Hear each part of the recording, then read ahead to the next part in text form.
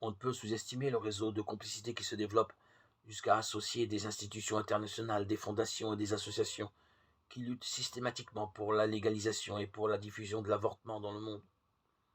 Dans ce sens, l'avortement dépasse la responsabilité des individus et le dommage qui leur est causé. Et il prend une dimension fortement sociale.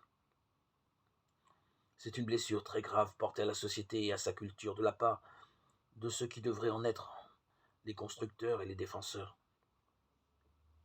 Nous nous trouvons face d'une énorme menace contre la vie, non seulement d'individus, mais de la civilisation tout entière. Nous nous trouvons en face de ce qui peut être défini comme une structure de péché contre la vie humaine non encore née. Certains tentent de justifier l'avortement en soutenant que le fruit de la conception, au moins jusqu'à un certain nombre de jours, ne peut être encore considéré comme une vie humaine personnelle. En réalité, dès que l'ovule est fécondé, se trouve inaugurée une vie qui n'est celle ni du père ni de la mère, mais d'un nouvel être humain qui se développe pour lui-même. Il ne serait jamais rendu humain s'il ne l'est pas dès lors.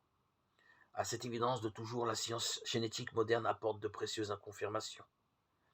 Elle a montré que dès le premier instant se trouve fixé le programme de ce qui sera ce vivant. Une personne, cette personne individuelle avec ses notes caractéristiques déjà bien déterminées. Dès la fécondation est commencée l'aventure d'une vie humaine, dont chacune des grandes capacités demande du temps pour se mettre en place et se trouver prête à agir.